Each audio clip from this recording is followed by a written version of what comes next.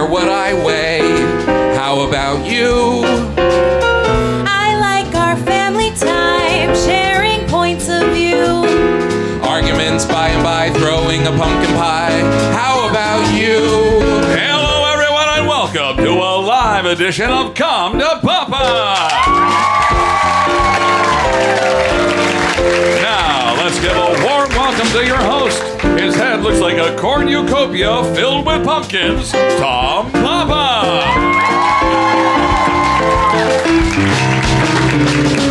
A turkey on a plate can't get my fill. And someone's vegan date we all want to kill. Drinking hard cider by the case. Farting and saying grace is nothing new, but I like it. how about? We like it, how about? I like it, how about you?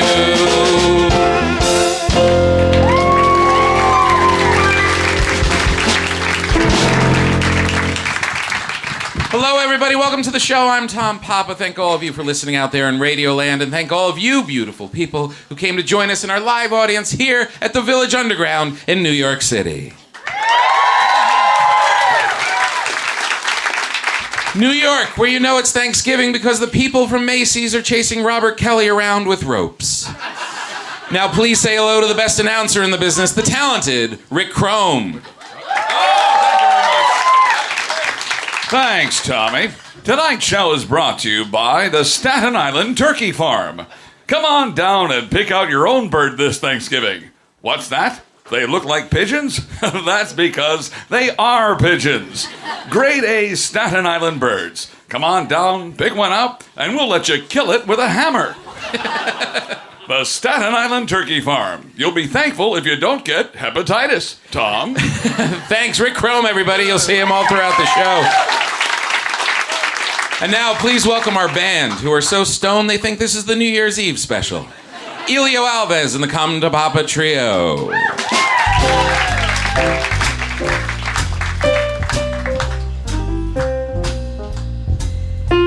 So here we are, approaching Thanksgiving Day. New York is enveloped in cold, misty gray, turning us to scarves, brandy, and long underwear. Whether you'll spend Thanksgiving with a large family or curled up on the couch with your diabetic cat, it's a time for reflection. This American holiday demands that we be thankful for what we have and stop thinking about how much more we can get. How utterly un-American.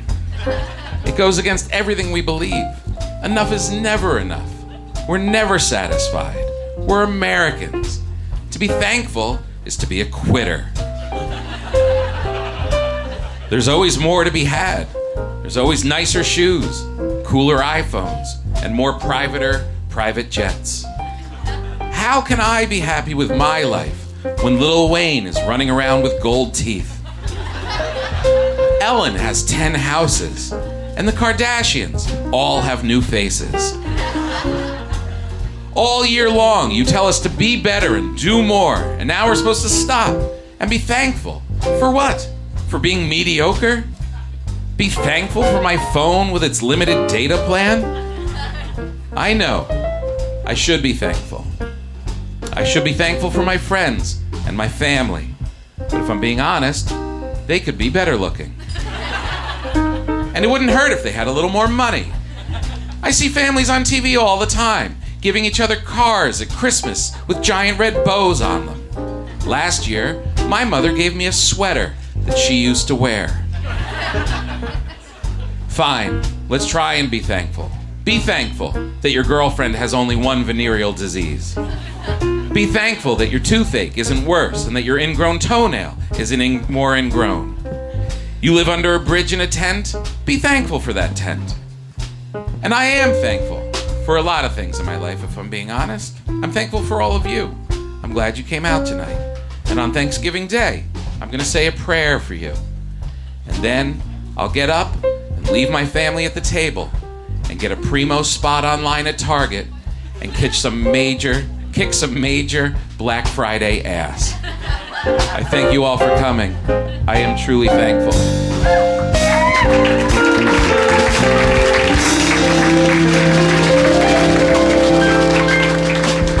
I'm very thankful that we get to start the show off with one of my favorite comedians, and more than that, she's one of my favorite people. We've toured all around the country together. We've shared good times together, and not once did either of us try to make out with the other one. I don't know why. Because we're so in love. It's so unlike anything else I've ever experienced. Elio on piano. We're good friends for a long time. We've tried making out. It didn't go anywhere, but... Ladies and gentlemen, please welcome the very talented Marina Franklin, everybody. Marina Franklin.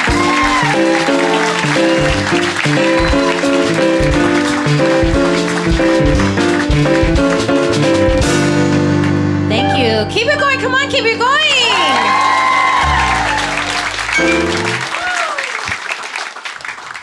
Thank you. So my name is Marina, it's not a great African name. I didn't get one. I apologize. My sister got the African name. Her name's Naila, which means one who succeeds. Marina, that's me. Means a place where you dock boats.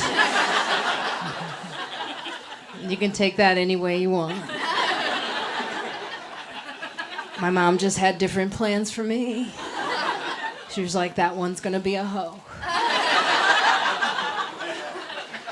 Thank you for laughing at that. If you didn't, I would have just felt like a hoe up here.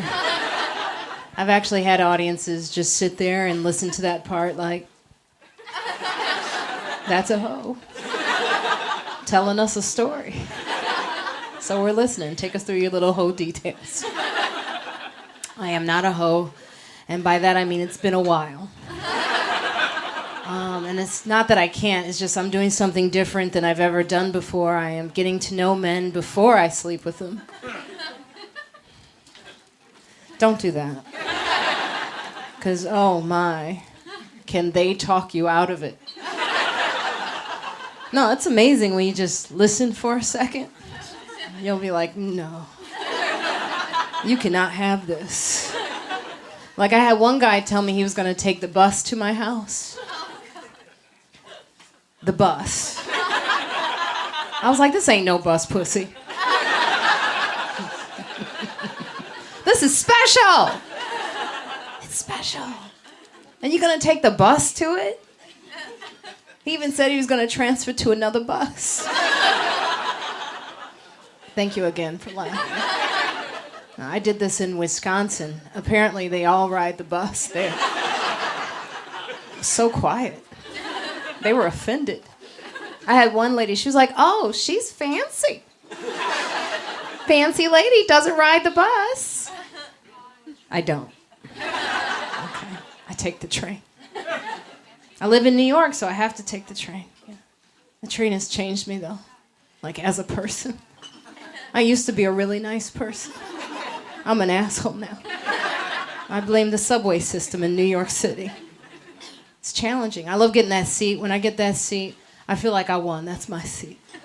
And I'm not moving for no one. Unless someone's jerking off next to me. And even then, it's still my seat. I had that happen to me recently. I've lived in New York for 20 years. Guy was just jerking off. I was like, oh, finally.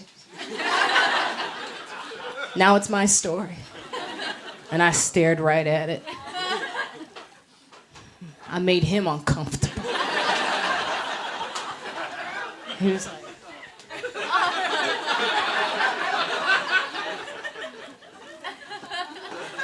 It's like, ma'am, this is not how this works. So, yeah, single, but it's fine, because I am living my best life. No, that's bullshit, what I just said. But I do look my best when I'm single. This is when I get it together, is when I'm not with a man. You know, when I'm not with you, I can work out, I foot. When I'm with you, that's not the time. I got you. The trick worked. Like if I'm in a relationship with you and you see me doing air squats and sit-ups, it's over. I'm about to leave your ass. Because that is not for you. It's not for you. It's for the next victim. The one I really want. And when he falls in love with the thin version of who I am, I'm gonna eat. I'm so hungry. I'm very hungry. And I'm gonna get big on this next. Oh, I'm gonna get fucking huge. I'm gonna get so big that he can't leave. Because I'm blocking the exit. And then I'm gonna sit on him. I'm gonna sit on him with my fat ass. And I'm just gonna watch him struggle. And I'm gonna tell him in my fat voice, because you know, your voice, it gains weight. I'm gonna tell him, you ain't going nowhere. And that's how I keep him. That's how I keep him. I like a guy, good for you, laughing at. Some men will never laugh at this because they're like, that happened to me. Okay, and that's just not funny. So this is what I talk about dating a lot because politics I'm not good at. I want to be, I'm just not good at it on stage. And I have guilt about that. I have what's called black guilt. Oh, but I know, it's a very white crowd. You didn't even know what to do with that, did you? You're like, well, times change. Well, she could have that shit, huh? But it's happening. It's when you're black and you haven't done enough, you feel it. You know, like I need to do some marching. I need to get a good march in. It's just my allergies are really acting up. I'm more of a seasonal protester.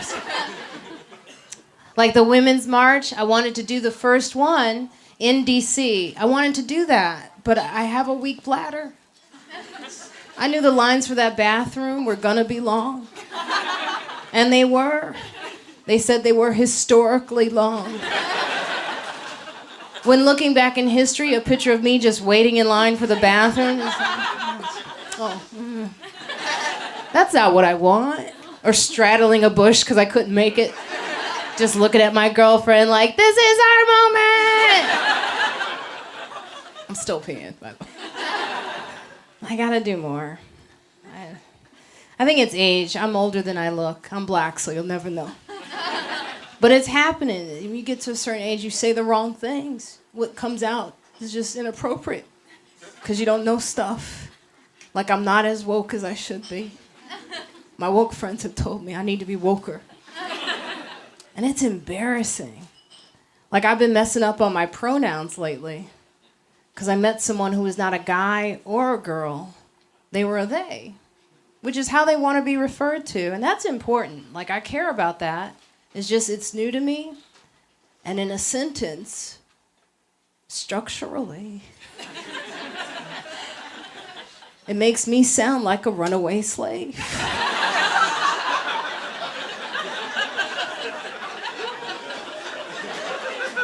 Like, where they at?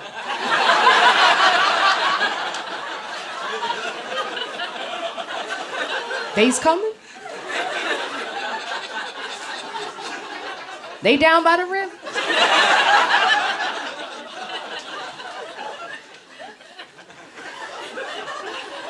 They gonna be mad at that joke. I'm just saying, I could do more. I think the most I've done is I yelled at a white man standing too close to me at the grocery store. And that was because he could see my debit card number. And I just looked at him, I said, no peace, no justice. He was like, what are you talking about? And it's no justice, no peace. Like, I was like, yeah, you know, just step back a little bit. White guys, I know. Ooh, white guys. Yeah. Talking about some white guys. White guys, oh.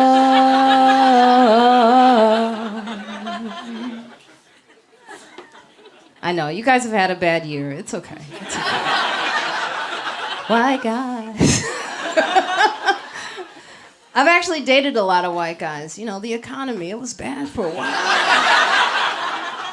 Like 2 whites ago, this guy I dated. Anyway, I gotta go. You guys are awesome. Thank you so much.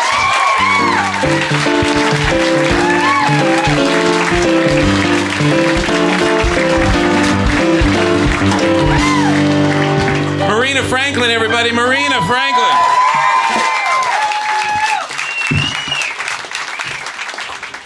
You know, we're always taught about the first Thanksgiving. We hear stories and we see the paintings of the historic first meal. I always just wonder what it was like preparing for that first Thanksgiving. I'm Morgan Freeman. There's a lot that's been told about the first Thanksgiving. But what has never been told is how it nearly never came to pass. Like a lot of dinner parties, the host thought it was a good idea at first, but as the day drew near, they had second thoughts. You can tell it's getting serious, because I'm slowing down how I'm talking. Get out of my way, you dumb bird. I just don't get it, Eleanor. Why are all these people coming over? Don't look at meeth. It's your doing, Bartholomew. Meeth? I just wanted a quiet night at home, atoning for my sins and masturbating in ye old bed. Masturbation is a sin too, Bartholomew. I'm caught in a vicious circle.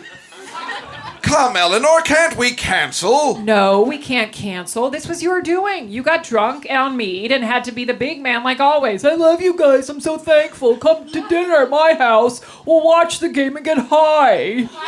Oh, that's just something you say at a party. I didn't expect anyone to actually take me up on it. Of course they would. They're a bunch of dirty, hungry pilgrims. Eleanor, that's not nice. It's okay. Some of my best friends are pilgrims. Why don't you make yourself useful and set the table? Fine. This is a lot of plates. Well, the whole village is coming, and they're bringing the Indians. Jesus Christ, not the Indians! Yep. I don't even know what to cook for these people. All they eat is corn. They walk around with that corn and they just stare at you like it's gold. It's just fucking corn. We'll be lucky if they're even wearing pants. Bob had a meeting with a couple of Indians the other night, and the whole time they just sat sitting there with their schmeckles out. Really? I mean, really? That sounds terrible. I mean, can you imagine? You're trying to have a discussion about smallpox, and this guy's vagina tackle is dangling in the soup. I can't imagine it. I know it. I'll be right back. I have to fetch some water. Hurry back. I willeth. What an asshole. Hey, sorry I'm late. I'm drunk. Kate, where have you been? The guests will be here soon. I know it. I'm sorry, but I woke up and then I remembered I'm a pilgrim, got depressed, and got drunk. I don't want to be a buzzkill, but you're drinking all the time lately. Yeah, because I'm a pilgrim. Like all the fucking time. Oh, hey, Kate. How are you? Drunk? Good for you. Well, where's the casserole? Shit, I forgot. Do you hate me? No. Oh, God, you do. You hate me. I don't hate you. Me too. What does that mean? I don't know. I'm drunk. Shit, look at the time. What am I going to feed them? What about the turkey? What about the turkey? Yeah, eat it. Really? Yeah, why not? I don't even like its face. Me neither. It looks like it has testicles on its nose.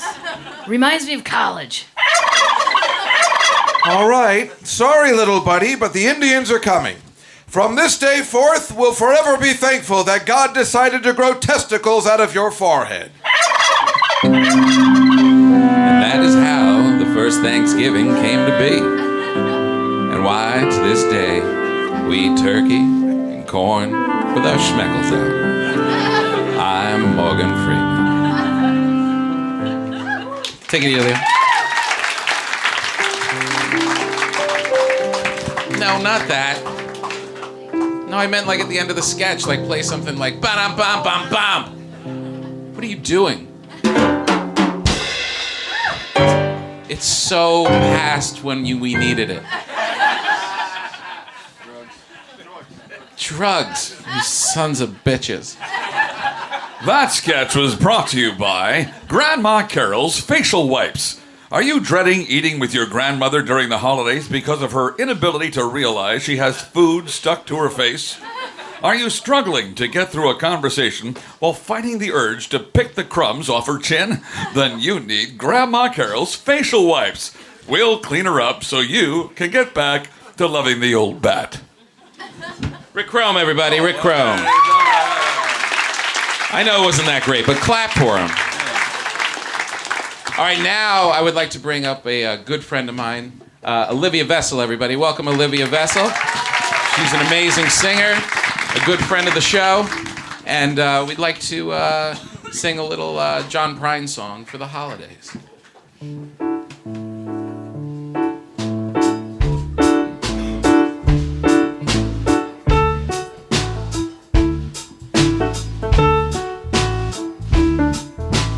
She don't like her eggs all runny. She thinks crossing her legs is funny.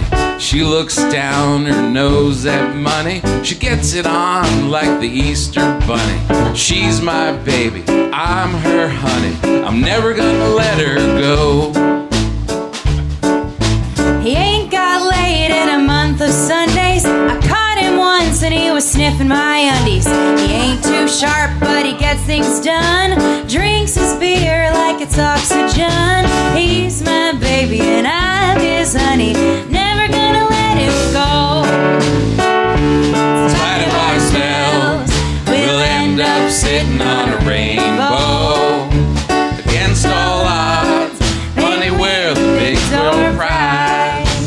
We're gonna spite our noses right off our faces. Won't be nothing but big old hearts in our eyes.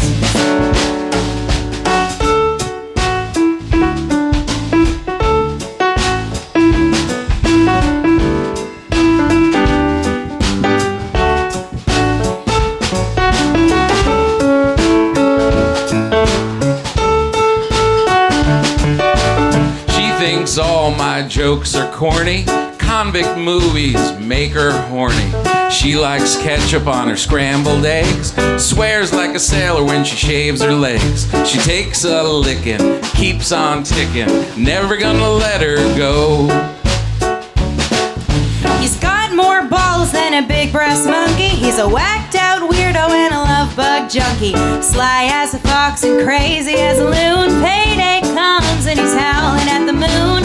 He's my baby and I don't mean maybe. Never gonna let him go. In spite of ourselves, we'll end up sitting on a rainbow. Against all odds, honey, we're the big door prize. We're gonna spite our noses right off our faces. Won't be nothing but big old hearts glittering in our eyes. Won't be nothing but big old hearts dancing in our eyes. Won't be nothing but big old hearts dancing in our eyes.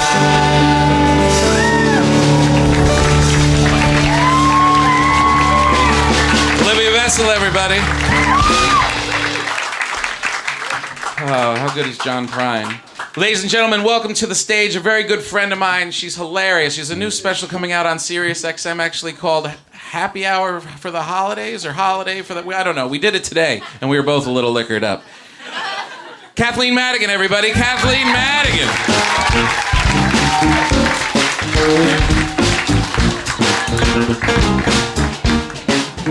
Thank you so much. Keep clapping for Tom. There he goes. All this. This is so nice. Monday night, I was just in the Upper Peninsula of Michigan. Thank you. I know none of you even fucking know where that is. It doesn't matter. It's very cold. And my one bucket list thing was I said I want to go ice fishing. So I called the casino and said, can you find somebody to take me? And the lady called back. She goes, okay, Kathleen, I found a guy that's going to take you ice fishing. And I promise he's not a pervert. Okay, why'd you have to get out in front of that? I never even would have thought of that. And now I would be sitting in an ice hut thinking I'm going to catch a fish and this fucker's going to rape me right here. I was in Canada before that. Thanks, nobody cares about that either. That's fine. That's fine. It was 5 weeks there, and it was 5 weeks we got to watch their news instead of our news. And it was wonderful because their leader, the leader of Canada, Justin Trudeau, I did not know how shallow I could be as a woman until I saw Justin Trudeau. And I'm like, well, yes, you can be my leader. No, I don't want to know what you think about anything. You're a 10 right now. Don't blow it. Quiet. My God. And he's 47. I'm like, that's a good age. And his wife is 47. And they have little kids. I'm like, that's what I'm talking about. Because I don't know when it has become socially acceptable in this country for our leaders, the people in charge of us, to literally be celebrating their 134th birthday while in office. And everybody claps, isn't that sweet? No, it's fucking horrifying.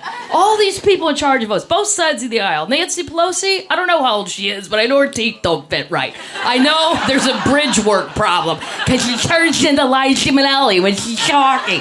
So let's talk about insurance. I love to talk about insurance. I'm completely crazy.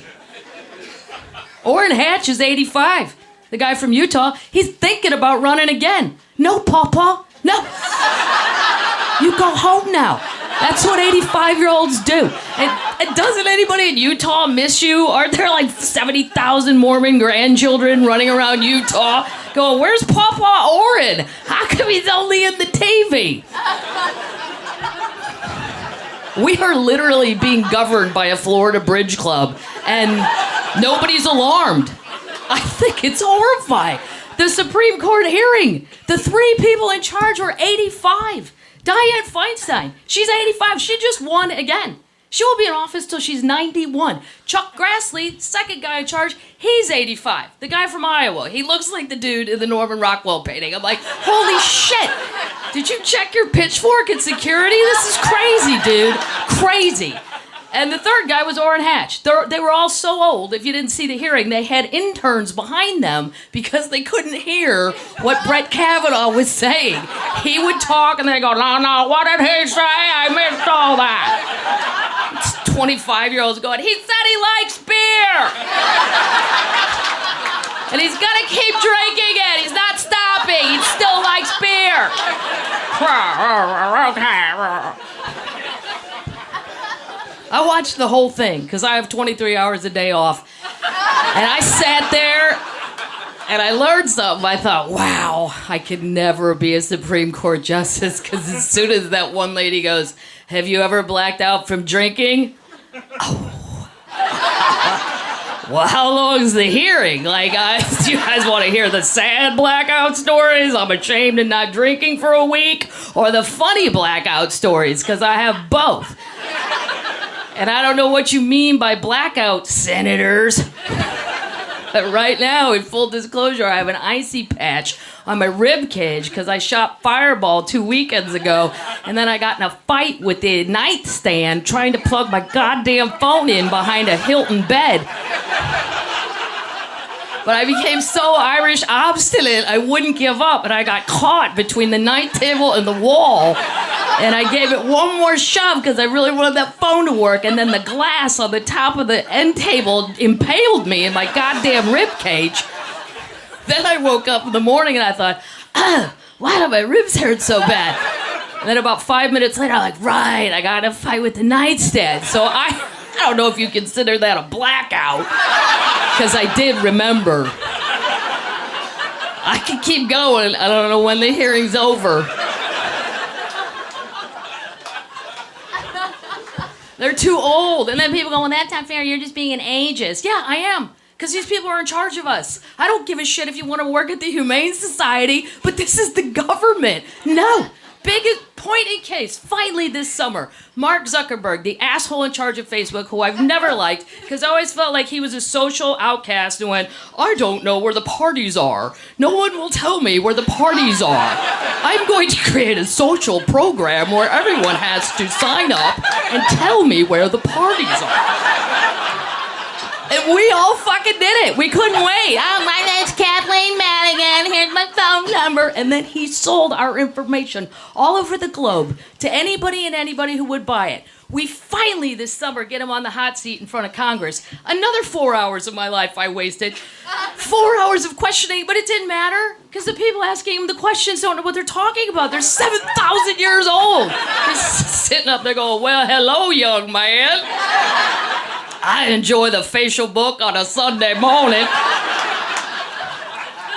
I'm super happy to meet you, because coincidentally, I have forgotten my password. I believe it was 1, 2, 3, 4, and then I changed it. Fucking God. And I refuse to believe that all these 85-year-olds are healthy.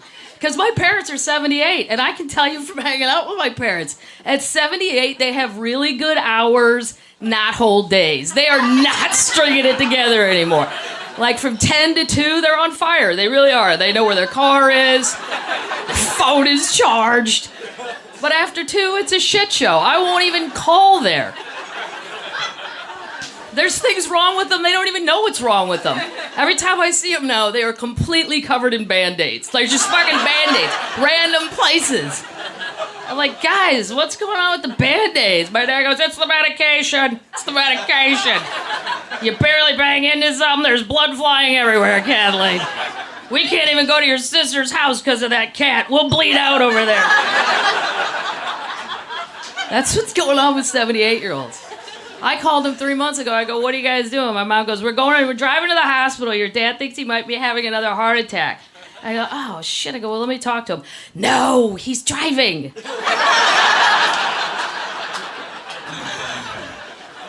I go, seriously, Mom? She goes, I know it's dangerous, but he said if I drive, he sure will have a heart attack. I'm tired of old people ideas. What was one of Trumpy's big ideas on the campaign trail? He said it over and over and over. You know what I'm going to do? I'm going to bring back coal mining. It's going to be great. I'm going to open like 28 bazillion coal mines, and all the children are going to love me because they can all be coal miners. You know why you think that? Because you're fucking old. That's why you think that. I have met 9 million millennials on the road, and I have not yet met one that I think would happily agree to be a coal miner. That's crazy. I would give everything I make in a week just to see their reaction to the actual job description of coal mining. Standing there with their phones going, wait, what? You want me to get in a roller coaster in the daytime and go in the earth to get rocks? Well, will my phone work down there? Because I won't do it if I can't Snapchat. That's my deal breaker. I'm a Snapchatter. I love the millennials because they set boundaries and they set lines and they won't cross them. They're also the first generation to figure out if you live with your parents long enough, eventually your parents will be glad you're there. It's gonna take a while, but when they're in their 80s, they're gonna be, who's that guy on the couch? Maybe he could drive us to bingo. That'd be good. Jeff Sessions, the former Attorney General of the United States, this is how old he is. I don't really know his age, because I think he's from Lord of the Rings, which I believe makes a person eternal. I don't know, I didn't see the movie. I don't care about shit like that. He's a Southern Lord of the Ring. But anyway, he was at an opioid conference, the biggest one in all of North America, and this was his comment, because again, I have a lot of time off and I had the TV on. He goes, I know that opioids are a problem. I agree with they're a problem. He goes, however, I will tell you that I think they're being overprescribed by the doctors. So we're going to put a little blame on the doctors. Because sometimes you just need to look a person in the eye and tell them to take 2 buffering and go to bed. Fucking buffering. What is in your medicine cabinet, Pawpaw? It's right next to the castor oil when I have a tummy ache. Then he went on to say that he didn't think opioids were the most dangerous drug in America. He goes, the most dangerous drug in America, in my opinion, is marijuana. Really? Pot? Pot? Did you have a television? Because if I had to say what is the most dangerous drug in America, I would go with bath salts. Because I don't know if you've seen what happens when a human takes bath salts, but they get super hot, and they rip off all their clothing, and then they run in public until they encounter another human being. And then when they encounter that person, they eat them. That's what fucking goes down. Cannibalism. I think that's more horrifying than my pothead friend on my couch eating Doritos watching Jaws 4. Say this, then I'm leaving. I'm not a pot person, but I favor legalizing marijuana because I don't understand the argument against it. It's always the same argument. You can't legalize marijuana. It's a gateway drug. It's a gateway. If you smoke marijuana, the next thing you know, you'll be shooting heroin in a crack house in Cleveland with a dog named Banjo you didn't even adopt. What the fuck? What? Who told you that, man? That's crazy. And your premise is horrible because not everything is a gateway. When you were 5 and you stole a candy bar and you ate it and it was delicious, what's your next thought? You know what? I'm gonna kill a drifter. All right, you guys, I gotta get out of here. Thank you so much.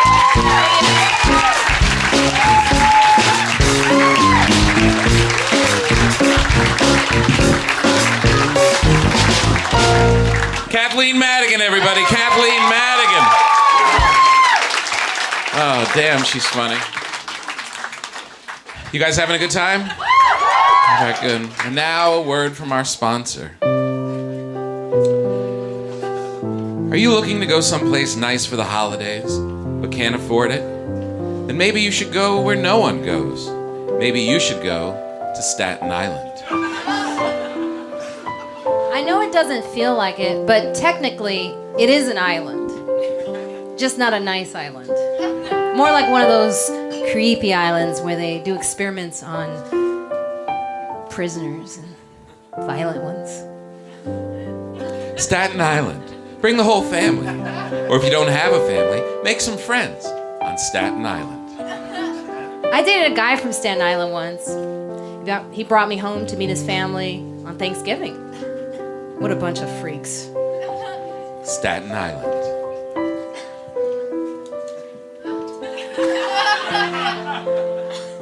The strangest part was, they all had these bushy black mustaches. Even the mom. Staten Island. And they acted like it was normal. I mean, they were asking me about my job, and the whole time she was twirling her mustache like a riverboat gambler. Staten Island. And then, when it was time for dinner, we all got in a van and went to the Taco Bell drive-thru on Thanksgiving. I have a picture of it. Me with these crazy white people smiling on the hood of a van with taco crumbs stuck to their lady mustaches. Staten Island. Come for Thanksgiving and enjoy the rich history of this fabled land. What history? The mafia? And why are you calling it a fabled land? It's not a land. It's a garbage dump with houses on it. It's Staten Island. You notice there's no toll to get there, but if you want to leave it, it costs $18. That's the only reason people still live there. They can't afford to escape. Staten Island. Join us for a happy Thanksgiving. And a Taco Bell chalupa. Marina Franklin, everybody. Oh, I'm so happy. This is the good thing about doing this show. We're all travel all around the country, and then we don't get to see each other all that often. Then we roll into a town like New York, if we can even come from the north of London, or all the way from Australia or Canada or Canstralia, whatever way you want to describe it. And then we get to meet each other at this show, and this is one of my favorite people on earth. Please welcome Gary Gulman, everybody. Gary Gulman.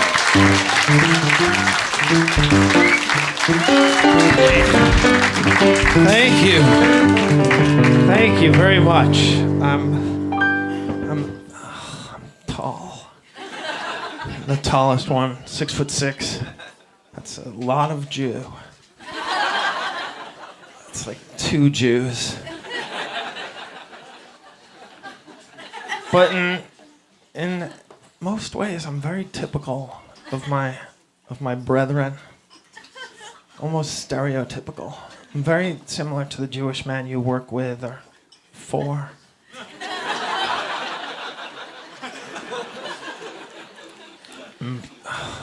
Bookish, and sensitive, nearsighted. I think I was just like an experiment. Like God said, all right, what if we built a Jew 6'6", 235 pounds? Would he still be insecure, neurotic, and fearful? Yes, he will. Yes. You're not going to undo 5,000 years of persecution with one super Jew. I'm a mess. I'm a mess. I'm built like a Jewish Gaston, but how do I put this in millennial terms? I have a Gryffindor body, but a Hufflepuff soul. I'm sensitive. And I grew up in the 70s, which was not very accommodating to sensitive boys. Just, like, a lot of people are saying America's getting too sensitive. A lot of the comedians are so sensitive. Everything offends them. And I feel like it's just getting almost sensitive enough. Like, I can't wait till everybody is walking on eggshells around me. Just watching every little thing they say, uncomfortable. I don't want to make them. I don't want to upset them. Can't wait for that. But it's very... Every generation has said that the younger generation is more sensitive. Did you ever read about how Homo erectus used to call Neanderthals a bunch of pussies?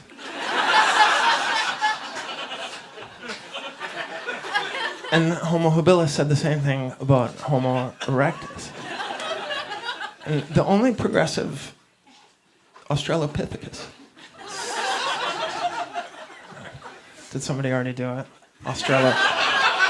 Sometimes if you get late to a show, like a lot of the things have been covered.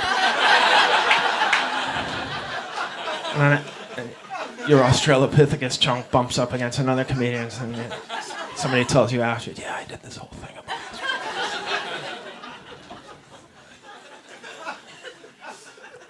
Yeah, the 70s were, I'm Generation X, and then it's Millennials, and then there's Generation Z, which is like, that's frightening, right? Because remember the alphabet song? Z is the final letter, right? What comes after Generation Z? Revelations. They're even nicer than Millennials. I have a nephew, Wyatt, and the other day he smelled his twin brother's sock and said, "It smells like an old lady's asshole." And his mother said, "Wyatt." And he said, "I'm sorry, old person's asshole." Yes, old lady is more offensive than asshole. So sweet. Yeah, millennials are much nicer to each other than we were growing up. We were monsters. And I think part of it is millennials are much better hydrated than we were. Like, water just wasn't a consideration in the 1970s. And I'm not saying we didn't need it. We needed it. For biological reasons. We needed water, but it just wasn't... Like, in my refrigerator growing up, all there was whole milk and Tab. I wouldn't get my first sip of water until like Thursday. We had gym class on Thursday, and I don't know if kids change into gym clothes in elementary school now, but we didn't. Even on picture day, we would just wear whatever we were wearing to gym class. And it was always so hot in the gym. There was no ventilation, and then in the winter they would turn the heat up to cremate. And we're in velour and corduroy in the middle of this. We don't have any sweat gland yet, but we're dripping coming out of gym class. And then the teacher would line us up for a drinking fountain, and the entire experience was fraught because the public school water pressure was so weak. You had to get so close to the drinking fountain. You had to make love to the drinking fountain to get a decent sip of water. But if you got that close, it would tempt the animal behind you to slam your head against the steel spigot. And that was considered a prank. A prank. Horseplay. Now it's rightfully classified as felony assault. But in the 1970s, that was hijinks. Ballyhoo, even. And the teacher would not even acknowledge the It's like $6,000 worth of orthodontics to replace these front teeth. And she doesn't even stop her countdown. It was always 1 Mississippi, 2 Mississippi, 3 Mississippi, next. And I was precocious. I would always protest. I was, up until like 7 or 8, I had a mouth on me. And then it was knocked out of me. But at 7, I would finish the sip and I'd be like, it's not Mississippi. It's Mississippi. We just covered this in geography class. You're costing me an entire syllable of hydration with your pidgin English. But you know what? How appropriate, how apt that you would use Mississippi to carry out this unjust drinking fountain policy. Now that's precocious. That is precocious. To be 7 years old and have that command of Jim Crow South.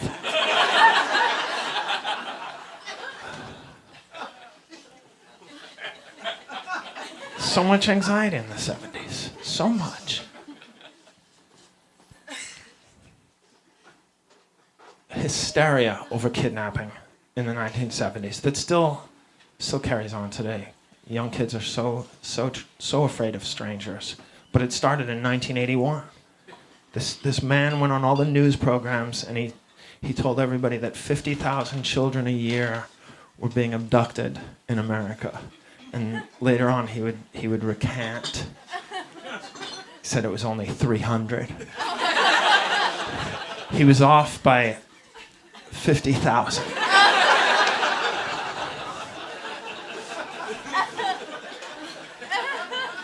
But my entire generation is traumatized from this information. There's not a person my age who doesn't break into a sprint whenever a van slows down.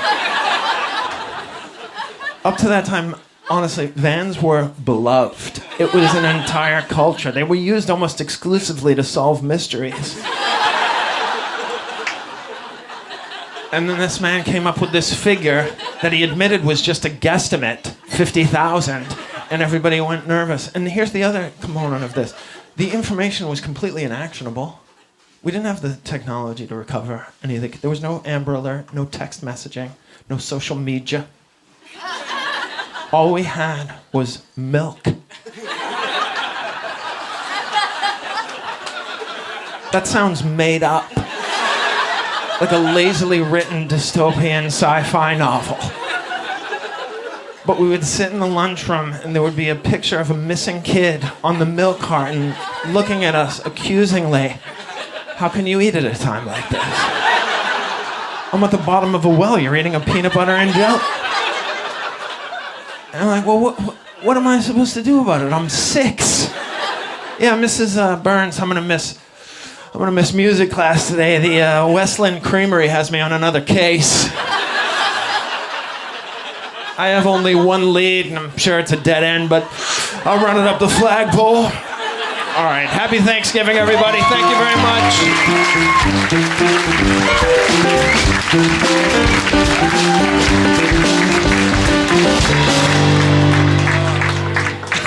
Gary Gulman, everybody. Gary Gulman.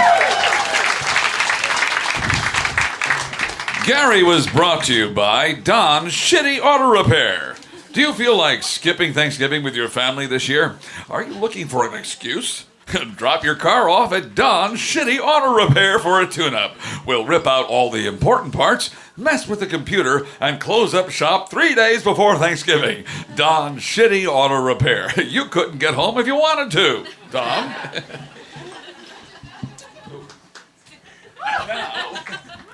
And now, a message from your lame uncles.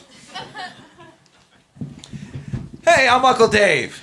And I'm Uncle Tom, and we just want you all to know that we are working hard to not creep you out this Thanksgiving. There's a good chance you're going to have to sit next to us, and it doesn't have to feel weird. It really doesn't. It's not like we're trying to smell like old carpet. We're not. Yeah, and we don't mean to tell corny jokes. They just pop out of us. What we're trying to say is that we're not really sure what's happening to us. We used to be cool. I mean, we know you don't want to talk about school and how it's going, but we can't stop ourselves from asking you as soon as we see you, House school.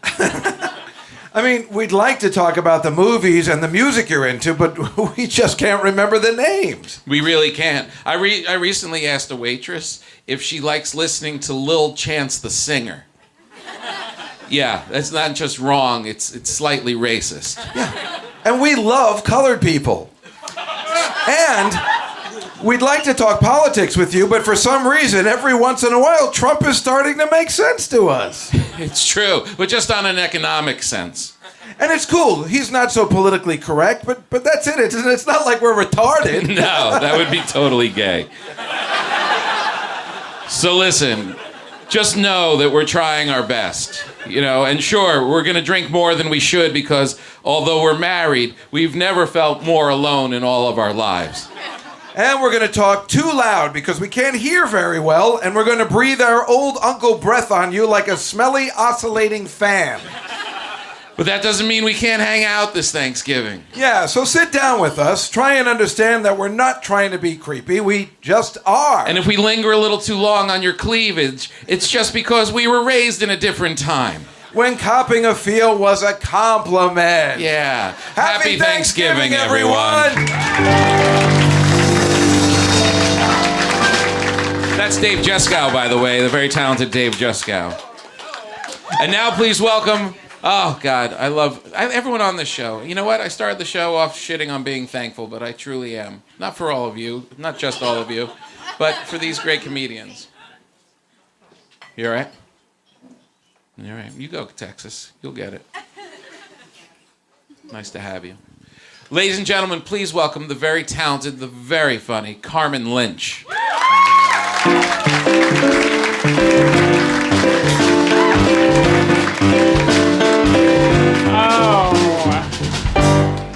Right.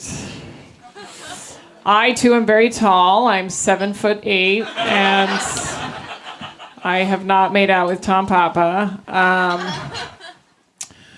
I'm not a mom. I have a lot of free time, and moms hate to hear that. So I tell them all the time, especially my sister. I'm like, oh, I have so much free time. I just took care of all my problems, and I still have extra time. How was your day? I said that to a mom once, and she got mad. I knew she was a mom because she was drunk. Moms love to drink. The more kids they have, the more they drink. I'm dating a guy now who's divorced, and he can't hear high-pitched sounds. He went to the ear doctor, and his doctor said it was very typical of divorced men not to be able to hear high-pitched sounds. Because if they had an ex who whined a lot, they've become tone deaf to high-pitched sounds. Which I'm like, I'm okay with, because I'll be like, do the dishes.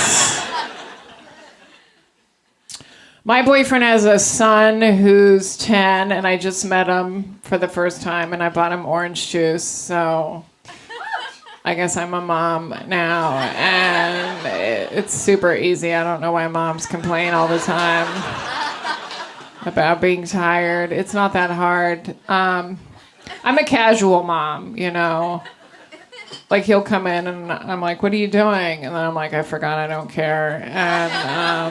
And he plays video games a lot, so we play video games. And I know it's hard for a kid to see one of his parents with a new person, so I let him kill me all the time, like with rifles and shit in the face and video games. But then I look at him, and I give him that, like, you know what, I'm fucking your dad face. And then I win, so it's great.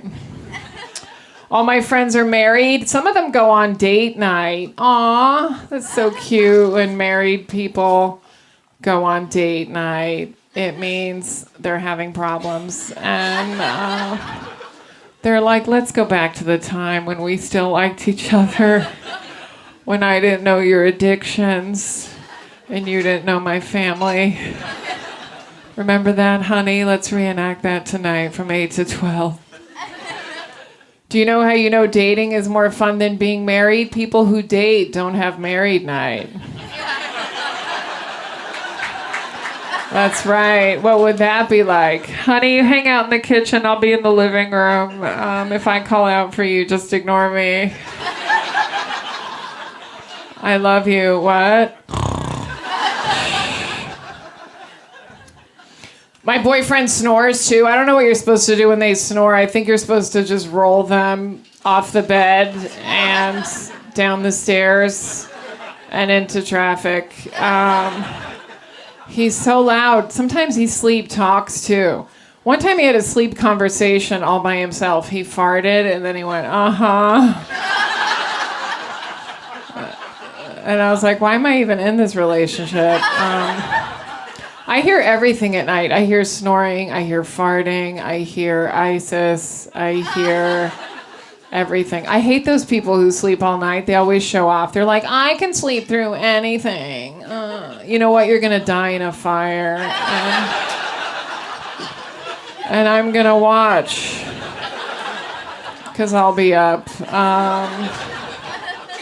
I'll be up roasting marshmallows right near your face.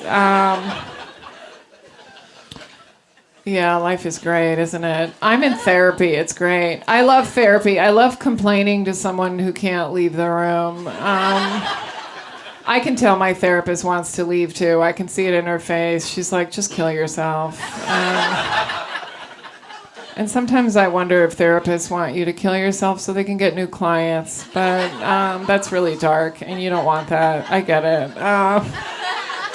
Some people just do yoga instead. Yoga's like preschool. It's just like preschool. The teacher's like, everybody get your mats and your blocks and your blankets. Lie down. Close your eyes. Think of something positive.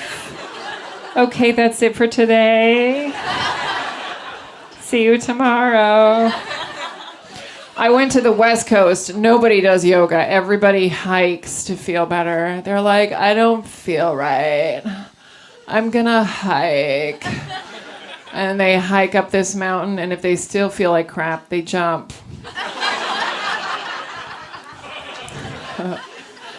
Some people just believe in Jesus, you know. I believe in Jesus. I mean, mostly when there's turbulence, but it's very convenient. I only pray on planes. I'm like, hi, it's me again. I know we haven't spoken since Boston, but that was really scary. But I think this is the one. Please help us. I never know who to pray to, God or Jesus. I never know who's in the room, you know. I always hope it's God because he's older. If it's Jesus, I'm just like, can you get your dad? This is kind of a big deal. And no offense, but you're 33. You're a millennial, and you wear sandals. So I know some of you don't believe in that stuff up there, but it's fine. You can have doubts. I don't care. You don't think Jesus ever had doubts? You don't think he had doubts when his parents were like, we didn't even fuck, you know? So he doesn't care if you have doubts. My dad believes in heaven, though. It's really cute, you know. He's got a book about heaven. I don't know how he got it, but apparently, I guess someone died and went to heaven and wrote a book about it and then dropped it from the sky, and my dad found it, and now it's in our living room.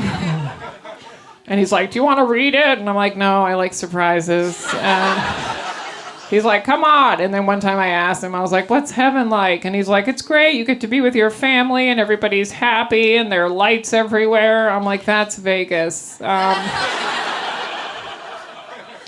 My dad is, he's getting older. He's lost his identity. My parents have been together for so long that sometimes one of the partners loses themselves into the other one. Which, you know, is fine. Like, I call him and I'm like, how are you? And he's like, your mom's in the kitchen. You know, I'm like, Dad, stay strong, you know. But he's just gotten really old. And I can tell he's old because my niece had an ice skating recital and my dad was supposed to record it. And he did. He just recorded the wrong little girl. So now we have this video. of this kid we don't care about, and but she's really good, you know, and so we watch it anyway, and I understand he got confused. All the little girls are wearing the same ice skating outfit, and he just picked the best one, you know. And he's like, "That's my granddaughter," and we're like, "No, it's not, but I guess it is now." And he just can't see. My dad can't see. He's nearsighted, which I don't know why we call it nearsighted if you're really far blind. That's the problem. You can't see far away. Call it what it is, far blind. You know, we don't do that with any other disorder.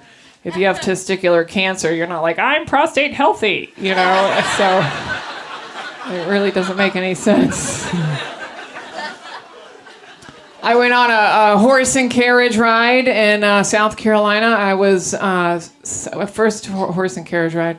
Sat right behind the horse on the carriage, just sat right behind his ass. And I was placed there, and then I looked into his butt, and it was there. And this man lifted up the tail, and he jammed a stick about that long right into the horse's butt. And I was like, oh my God. Is this how you start the horse? And he was like, no, this is a thermometer. We have to take the temperature of the horse so we know he's okay to go on the tour. And I was like, all right, well, I'm on a tour too. I'm Carmen Lynch. Thank you so much. Have a good night.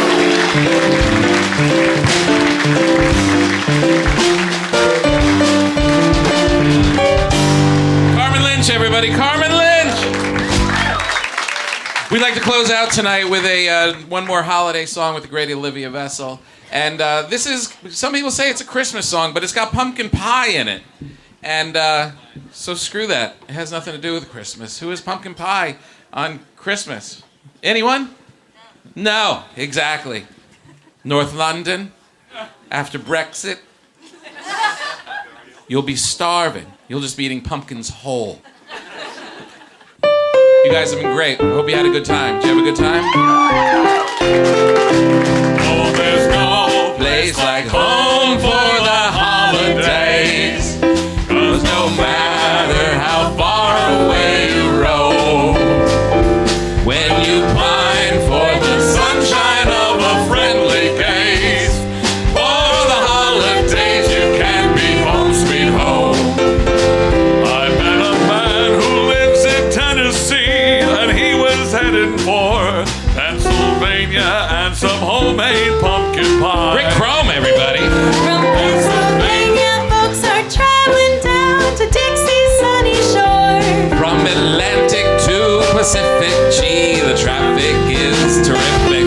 There's no place like home for the holidays. 'Cause no matter how far away you roam, it's more fun to do it with an English accent. If you want to be happy in a million ways, for the holidays you can't be home, sweet home. Take it in.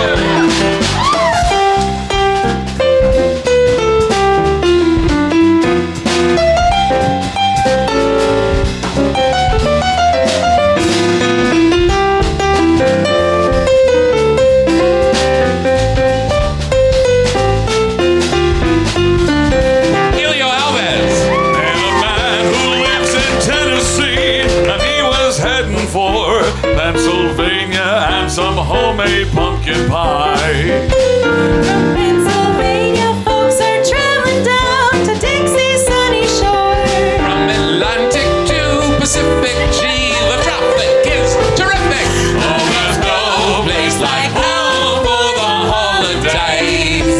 'Cause no Matter how far away you roam, if you want to be happy in a million ways, for the holidays you can't beat home, sweet home. Sweet home.